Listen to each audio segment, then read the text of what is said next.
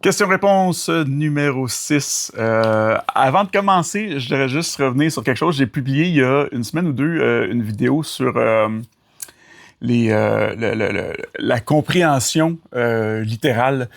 Puis, je vais juste dire merci aux gens parce qu'il y a plein de gens qui ont témoigné, là, qui ont mis des exemples de situations qui ont vécu plus ou moins assez drôles quand même. Puis ça me fait vraiment rire. J'étais vraiment content de voir toutes les anecdotes que vous m'avez partagées. Puis j'aimerais en profiter aussi pour moi poser une question en début comme ça de questions-réponses parce que justement, ce vidéo-là, au début, tu sais, j'ai fait une petite partie qui est un peu plus un genre de sketch où je montrais visuellement le sujet du vidéo, dans le fond. Je voulais savoir si c'est quelque chose qui vous a plu parce que c'est pas le genre d'affaires que je fais habituellement. Moi, j'ai eu du fun à faire ça. Je trouvais ça drôle. Je veux pas que ça devienne non plus une distraction, non plus que ça empêche de comprendre le message, mais je dois avoir, c'est quoi votre avis? Est-ce que vous aimez ce genre de proposition-là? Est-ce que vous aimeriez que j'en fasse un petit peu plus comme ça? Est-ce que ça aide à comprendre un petit peu plus le message derrière? Fait que laissez-moi en commentaire vos impressions là-dessus, puis je verrai si j'en refais d'autres de temps en temps sous ce format-là ou pas. Fait que tout ça pour... avant de commencer, je vais faire comme d'habitude, là, je vais juste spécifier que... je vais me présenter officiellement. Mon nom, c'est Jonathan. Je suis un homme autiste dans la quarantaine, puis les questions auxquelles je réponds selon mon point de vue, selon mon expérience. Je suis pas un professionnel, je suis pas intervenant, je suis pas neuropsychologue, j'ai aucune formation académique qui touche de près ou de loin à la neurodivergence ou à l'autisme. Là, je réponds vraiment selon mon expérience de vie, ma perspective, puis ma façon de voir les choses. Première question, c'est une question à propos de mon fils que j'ai mentionné dans une vidéo que j'avais un garçon qui est autiste aussi. Quelqu'un me demande sera-t-il d'après vous autonome plus tard comme vous? En fait, ça, je peux pas le savoir. Chaque personne est unique. Chaque personne a son propre développement, sa propre évolution. Moi, personnellement, je sais que c'est une question qui inquiète beaucoup de parents d'enfants autistes. Personnellement, je ne sais pas si je suis juste quelqu'un de très optimiste dans la vie ou juste vraiment naïf ou peut-être une combinaison des deux. Ce que je ressens, moi, c'est que je me dis, moi, j'ai été capable, j'ai trouvé une façon de m'adapter, de fonctionner. J'ai l'impression qu'il va être correct lui aussi. Puis c'est pas, honnêtement, c'est pas une question que je me pose vraiment dans la vie parce que, comme je dis, je suis peut-être juste, c'est ça, trop optimiste ou trop naïf, là. Mais j'ai l'impression que parce que moi, ça a fonctionné, ça va marcher pour lui aussi. C'est ça, je suis peut-être naïf, mais c'est ce que je pense par rapport à tout ça.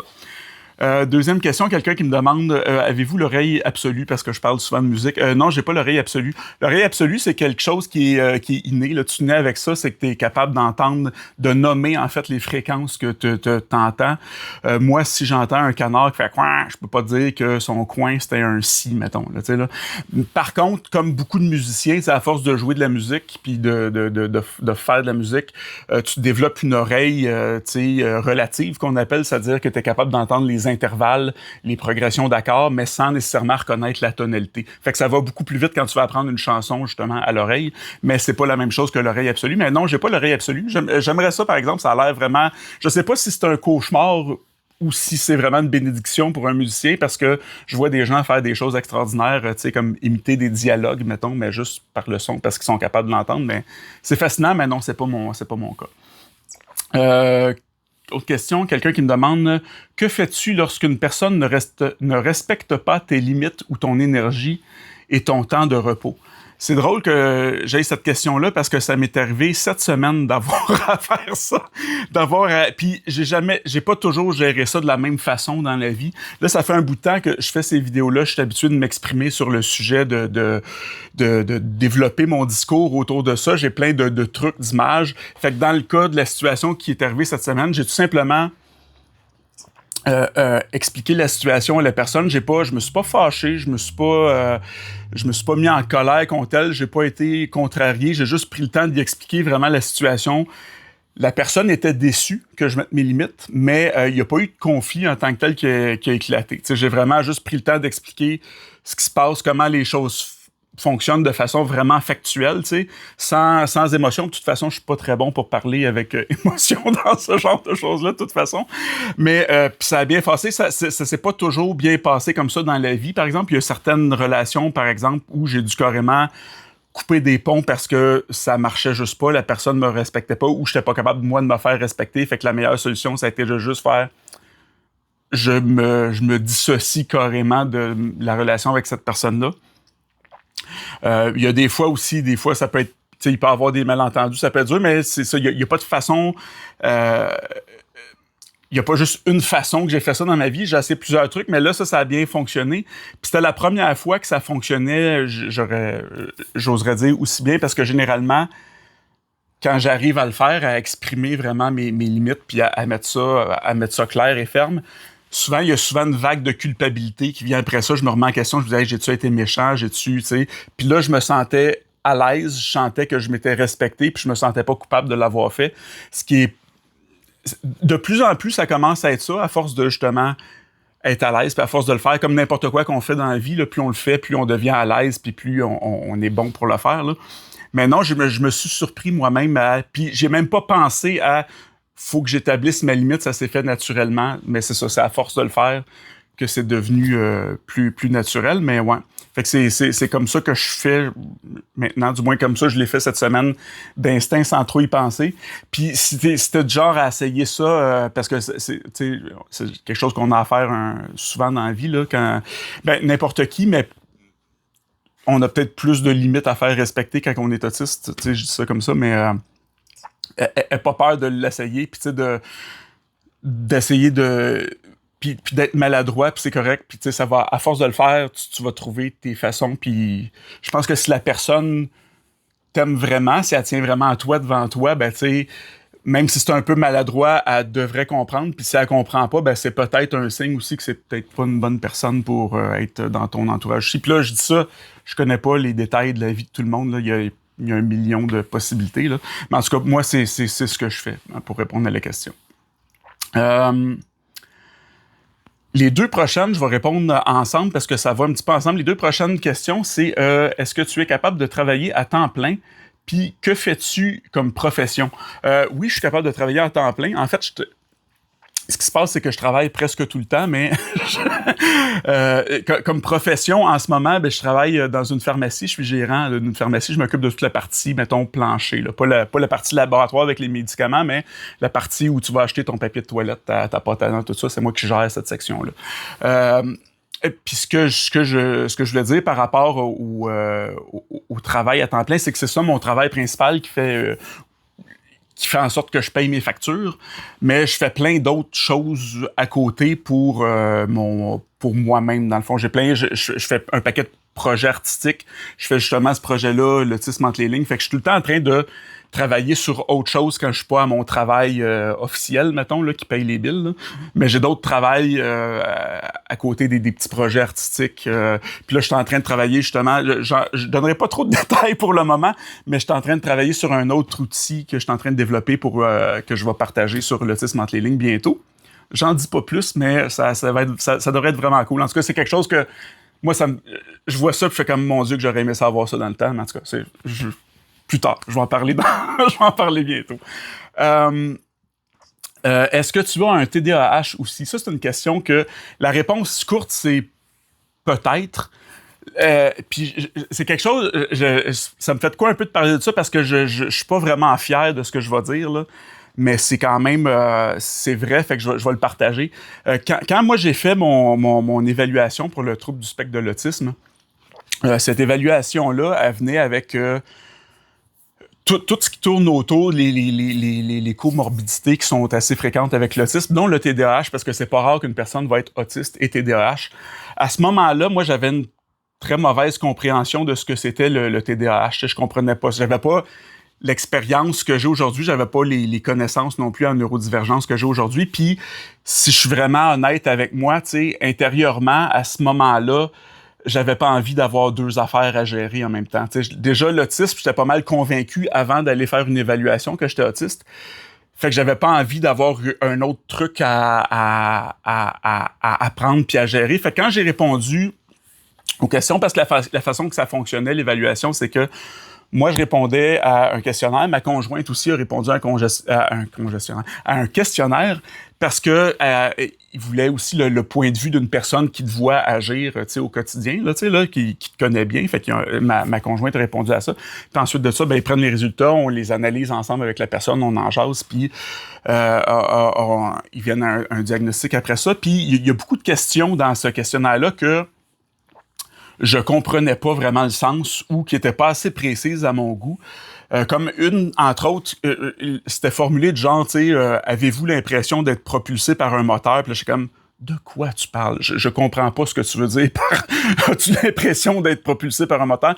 Puis, comme j'étais justement dans cet état-là de hey, je veux pas avoir une autre affaire à gérer, j'ai juste dit non à ces affaires-là. Puis, il y avait beaucoup de trucs. J'ai parlé de quantification aussi la semaine dernière, je pense. De est-ce que tu fais ça souvent, parfois? Puis là, je fais non, tu sais. Mais par contre, je viens d'accrocher le trépied. Quand je suis arrivé au moment où on a interprété les résultats avec la personne, il y a beaucoup de places où elle me disait t'es sûr de ça? Parce que ta conjointe dit quelque chose de contraire à ce que tu dis. Puis j'étais comme non, c'est pas, non, c'est rien, c'est une petite affaire, c'est pas. Puis malgré ça, malgré le fait que j'ai un peu comme saboté mon questionnaire, si on veut, là, je connais pas aussi bien le TDAH que l'autisme, là, mais si je me trompe pas, pour avoir un diagnostic de TDAH, il y a comme 4 critères qu'il faut respecter. Puis malgré tout ça, j'en avais 2 sur 4, tu sais, là. Fait que, est-ce que je suis TDAH? Peut-être. Depuis ce temps-là, comme je dis, tu sais, j'ai parlé avec beaucoup de gens qui sont TDAH, puis je connais beaucoup mieux la neurodivergence que à l'époque, puis je me rends compte que on a bien des points en commun, mettons, pour dire ça comme ça. Fait que est-ce que je suis TDAH aussi? Peut-être, mais j'ai pas de diagnostic encore. Puis pour le moment, c'est pas quelque chose qui me préoccupe suffisamment pour que j'envisage d'aller refaire une autre évaluation en prenant plus au sérieux. Tout ça pour dire que si jamais ça vous arrive, botchez pas vos évaluations, là, faites-le comme du monde. Parce que c'est un cas de fais ce que je dis, fais pas ce que je fais. Là, je sais que je suis pas le meilleur exemple à donner pour ça, mais comme je suis pas super fier d'avoir fait ça, mais en même temps, j'avais pas l'énergie puis les ressources mentales pour gérer l'autisme puis le DDAH, un diagnostic en même temps. C'était trop pour ce que j'aurais pu prendre à ce moment-là. Fait que j'ai un peu fait du déni, puis j'ai un peu évité, fait que j'ai pas la vraie réponse, malheureusement. Prochaine question. Mon enfant de 9 ans est autiste et ne veut pas se rendre quelque part en autobus, ni même embarquer avec des parents d'enfants de la classe, donc évite les sorties scolaires. Question. Est-ce qu'il y a de l'espoir qu'il soit capable de prendre l'autobus rendu au secondaire? Le mot-clé ici, c'est espoir. Espoir, oui, absolument, parce qu'il y a pas une personne qui est pareille. Puis là, tu sais, 9 ans, entre le secondaire, il y a peut-être 4 ans encore, puis il peut se passer bien des choses en 4 ans. Puis si je compare, c'est sûr, comme je dis, tu sais, chaque personne est différente, chaque personne va évoluer de façon différente. Il y a des gens qui vont faire... Moi, je sais que plus jeune, il y a des choses que j'ai fait plus tôt que les autres, il y a des choses que j'ai fait vraiment plus tard que les autres. Si je compare avec mon fils à moi, mon fils, c'est nous qui va le porter à l'école le matin puis le soir. Il a pris l'autobus un petit peu dans la première année, c'était pas quelque chose qu'il aimait non plus. L'année prochaine, il commence le secondaire, fait qu'il va reprendre l'autobus. Est-ce que ça va bien se passer? Comme je dis, je suis peut-être naïf ou optimiste, mais j'ai l'impression que oui.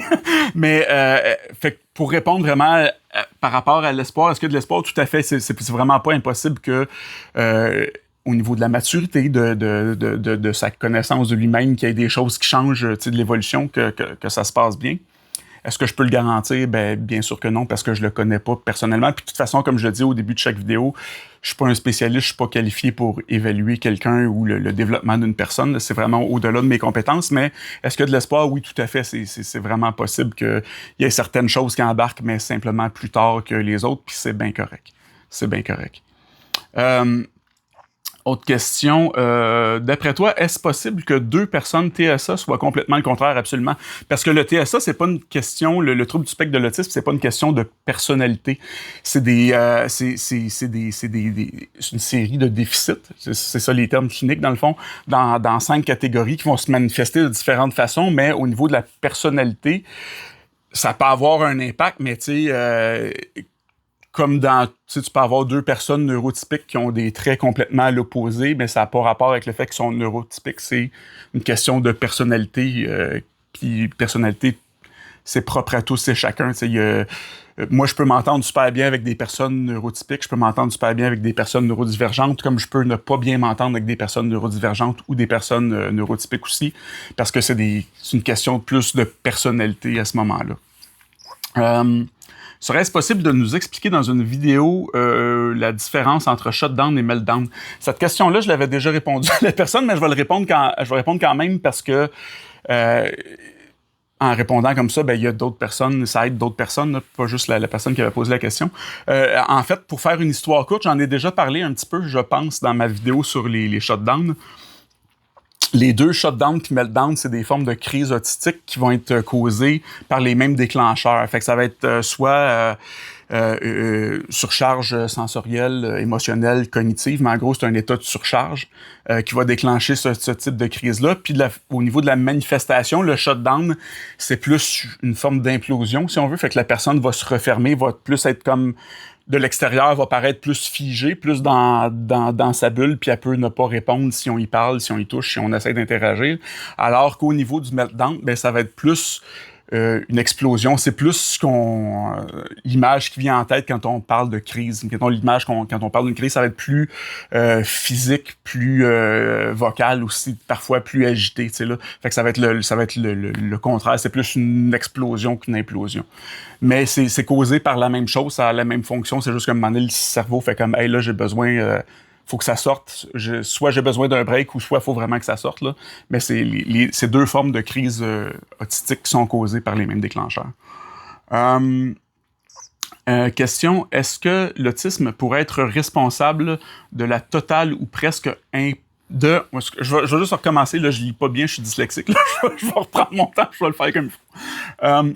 Question, d'après toi, est-ce possible que deux personnes... Non, ça, c'est la question que j'ai lue tantôt. Je reviens.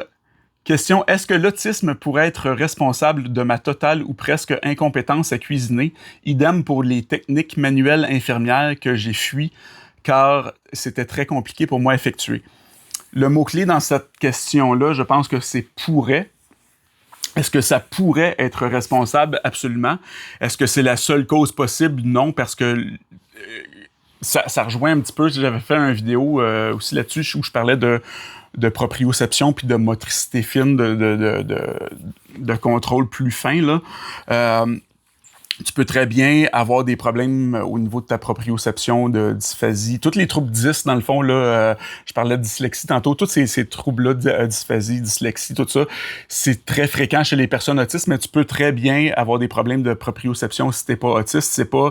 Puis souvent, en fait, tu sais, c'est dur un peu de faire la nuance, parce que même dans les vidéos que je fais, souvent, je vais parler d'un trait, ben c'est pas le trait, il résume pas l'autisme au complet, il résume une facette, une façon de le voir, mais on peut pas associer à un seul trait l'autisme au complet. Fait que, tu sais, ça peut être lié à ça peut être lié à un paquet d'autres problèmes aussi. Si t'es déjà, tu sais que t'es autiste, ben, il y a des bonnes chances, mais sinon, ça se peut, mais il peut avoir d'autres explications aussi. Pour ça, il y a plein de personnes qui sont pas autistes, qui sont maladroites aussi, qui ont plus de difficultés avec ça, c'est possible aussi. Ben, je pense que c'est tout pour aujourd'hui. J'en ai d'autres, mais là, ça fait quand même presque 20 minutes qu'on roule. Fait que je vais les garder pour la prochaine fois. J'en ai quand même plusieurs d'accumuler. Si vous avez d'autres questions, je vous invite à les laisser en commentaire. Moi, je passe à travers ça. Je me fais une petite liste comme ça. Puis, quand je vois que j'en ai à peu près une dizaine, comme là, je viens d'en faire 10, ben, je refais une vidéo de questions-réponses en prenant ces questions-là. Fait que j'espère que ça vous a plu. Là-dessus, ben, je vous dis à la prochaine. Puis encore une fois, j'adore les commentaires que je reçois, les témoignages.